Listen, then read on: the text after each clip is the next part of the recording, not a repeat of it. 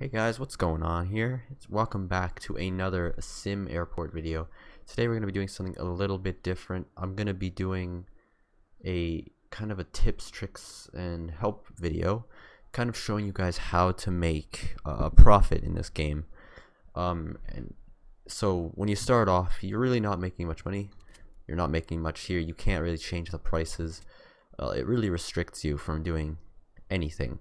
So what you want to do So the first thing you want to do is you're gonna want to get a CFO, and I say that so you can change all of this up. It will take a little bit of money to set up his office and everything, but that only takes around 20 to 30,000, maybe a little more.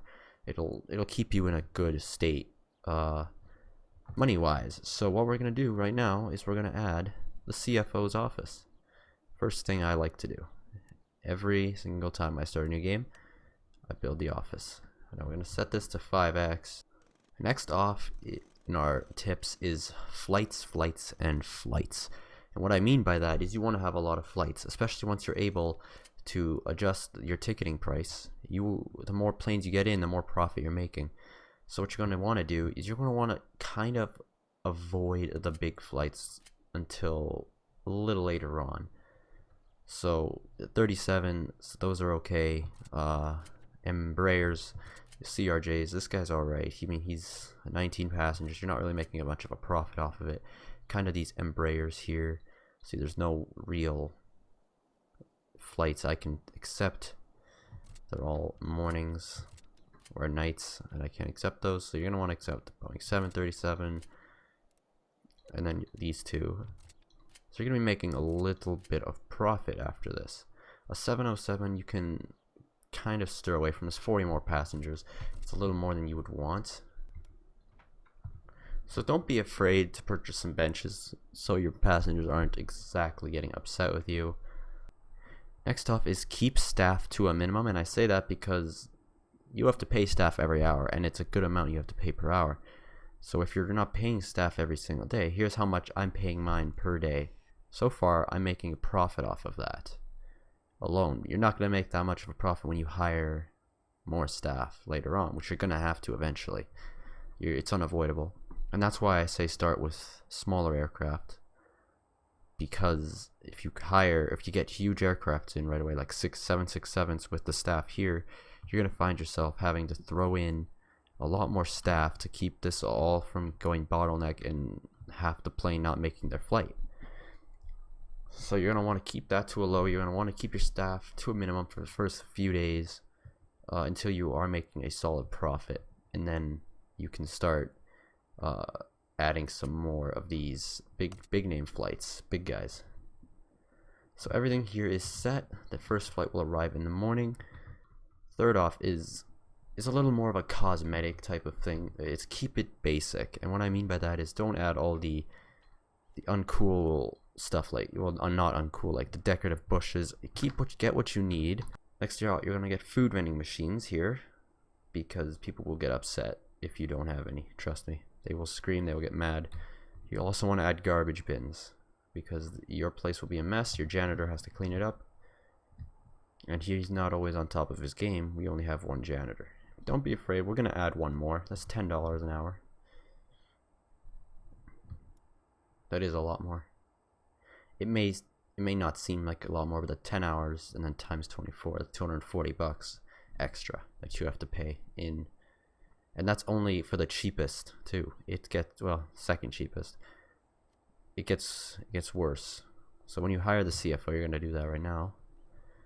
You're going to instantaneously 9,000 for 20 hours now. Your food vending machines will also make you a little bit of money. You're gonna want a lot of those. Especially once you get a lot of people, you want to set these a lot around, because you're going to be making money eventually. And actually, it wouldn't even be a bad idea, I don't think, to place a couple over here, because you never know if people are going to be hungry after their flight. They're going to want to grab a couple of snacks, chips, bars, whatever they want to grab. That's not always the case. I found they have sometimes done it though. So you kind of have the essentials set, and kind of want to keep it like this until your pricing is done. I mean, you still have a lot of money you want to spend, but really, do you want to spend it? it comes down to you want to spend it because you're going to be losing money. I don't like to spend money until I know I'm making a large income. Next off relates kind of what I said a little bit ago, a couple seconds ago, and that's be greedy. So like I said, you don't want to spend money on as much as you want, and that's kind of a company's goal. It's obvious. You're a company essentially. You're trying to make money as much as you can and spend as little as you can. And that kind of actually puts all of the things I really put together into one thing. Spend money when you need. Keep as little staff as you need. Get as much as flights in as you can. And the last one I have for you is take your time. What I mean by that is don't go into throwing upgrades around. Don't go expanding your airport, adding runways, adding the upgrades, adding the carousel or the conveyor belts all of a sudden, all at once. But yeah, you don't want to go in and buy the conveyor belts right away. Kind of take your time with that. What are my guys doing? Excuse me. Oh, some guy just peed on the floor. Okay, so maybe I was wrong. Maybe adding those conveyor belts would not be a bad idea. Or if anything, you want to add 2 more ticketing booths. You want at least 1 person there at all times. So our research is almost done, and we should be able to have it by the start of the next day, meaning we're going to be able to drive up our prices a little more. So this is almost there, and that's done. So what we're going to do, so every time the plane lands at your runway, so this happens 2 times per plane, when they land and when they take off. I like to have it at around 800. Actually, in my other game, I have it to like 1400. But that's for later on when I really need it. Right now, we're a small airport. You don't really need all that money, and you don't have much of a reputation really that you can kind of go and throw money at airlines saying we want this. They're not gonna like it. They're gonna go away. You got to earn the reputation. So set it to about 50. That's about a good spot to have. You're still making profit, but you're not driving your price all the way up to 150, which I want to try one day. I actually do want to try that one day. That'd be interesting to see how many airlines would stick around when I turned it up to 150 per passenger. And the last tip I can tell you guys is just do what you want to do. You can't let me be the final guy to say do this. It's your airport. It's your choice what you want to do with it. Go right ahead.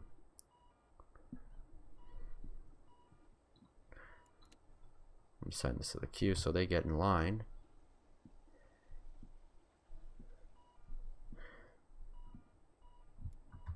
I'm going to set this to 5x.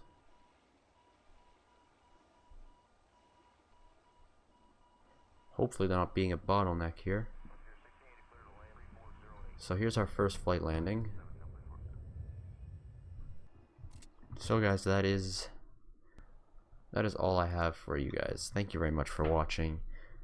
Have yourselves a good time. Happy CEO and happy pricing. Tell me if these 6 essential tricks helped you make a profit in your world of Sim Airport. As always, thank you guys for watching. We'll see you in the next episode. Like, comment, subscribe if you haven't already. And like I said, we'll see you later. Bye-bye.